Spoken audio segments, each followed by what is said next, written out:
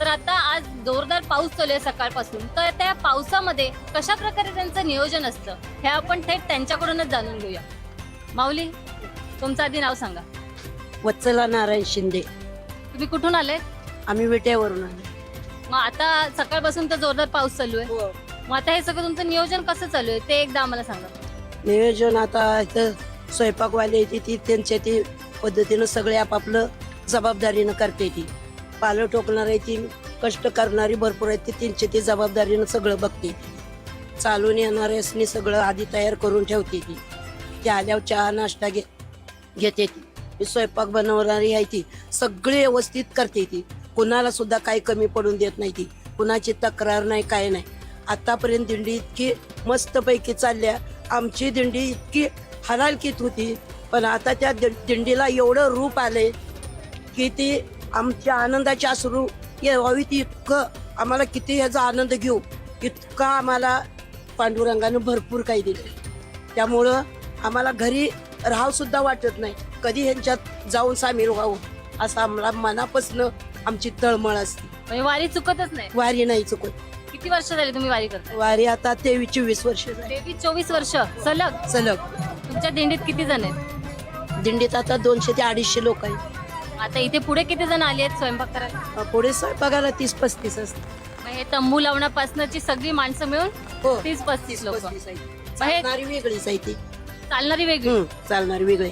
मग आता हे जे सगळं सामान तुम्ही आणलात, ह्या पालेभाज्या या काही तुम्ही घरून नाही आणल्यात? नाही या सगळ्या खराब होणाऱ्या भाज्या आहेत. नाही. मग त्या सगळ्या तुम्ही कुठून आणता, कसं नियोजन? ही आमचं सगळं भगवान मामा आचारी. अच्छा.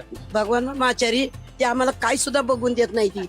एवढ्या सगळ्यांचा स्वयंपाक इतका मस्तपैकी बनवून सगळ्याच्या मुखात घालते ती. ही भगवान म्हणजे साक्षात भगवानच. नाव पण भगवान आहे आणि ती आचारी पण भगवान आचारीच आम्हाला दिलाय देवाने. जेवण कमी नाही पडलं कधी? अजिबात नाही, कधीच नाही. शिल्लक राहील पण कमी नाही कधी पडलं. शिल्लक राहिलेल्या जेवणाचं काय करता? शिल्लक कधी असलं तर कोण 4 वारकरी आली तर त्याच मी देतो. देता ना? होय. नक्की. तर आता हे सगळे तुम्ही जे नियोजन करता, एवढं सगळं करता, तर असं कुठे ना कुठे असं बोलता येईल की आधी पोटोबा हा. मग विठोबा. हो. म्हणजे जेवायला थांबलं की तुम्हाला तो जो दिसतोय तो हा. पांडुरंग त्या जेवणामध्ये आहे. होय, होय. आणि मग नंतर परत तुम्ही त्याच्याच ओढीने तुम्ही परत वाडी हो. पुढे घेऊन जाता. बरं, हे झालं हे इथपर्यंतच नियोजन. ठीक आहे, आता इथून पुढे तुम्ही कुठे जाणार आहे आणि त्याचं नियोजन तुमचं कसं असणार आहे? त्याचं नियोजन आता जिथं मुक्काम असेल तिथं असंच आहे की असंच विकत घ्यायचं आणि करायचं? हो, नेहमीप्रमाणे जिथं जाईल तिथं असं खरेदी करायचं, असंच करायचं, असंच पंढरपूर पर्यंत असंच जायचं. पण धान्य तर तुम्ही सगळं घेऊन आला असाल. धान्य घरी वर ती ही केलेलं असतंय. कोणी पण अन्नदान केलेली लई लोक आहेत. अच्छा. हा, अन्नदान केलं स्वतःच आमचं काय कमी आहे, पण अन्नदान करणारी लई आहेत. म्हणजे कशाची कमी नाही कमी तुम्हाला? नाहीच. म्हणजे इतके दिवस तुम्ही फक्त देवाच्या भरोशावर देवाचं नाव घेऊन वारीला निघता आम्हाला कधीच कमी पडलं नाही.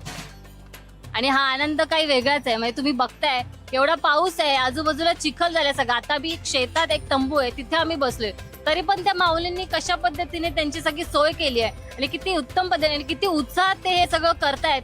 कुठलीही चिडचिड नाही, काही नाही, एकदम मस्त वातावरण हे आणि सगळं चाललेलं आहे. त्यांचं हे नियोजन जे आहे ते खरंच खूप बघण्यासारखं आहे. म्हणजे प्रत्येक गोष्ट ते इतक्या छान पद्धतीने करतायत. पाल ठोकणारे जे आहेत ते पाल ठोकतायत, त्याच्यानंतर बाकीची माणसं कोणी चर खणतंय. पाऊस आहे, पावसाचं पाणी जाण्यासाठी म्हणून त्याचं नियोजन करण्यात येते.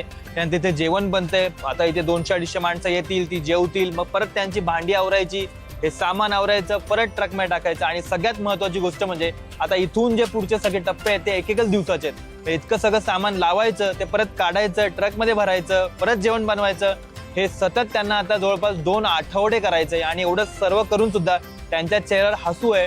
का तर फक्त त्या भगवंताच्या भेटीसाठी त्यांची ही ओढ लागलेली आहे.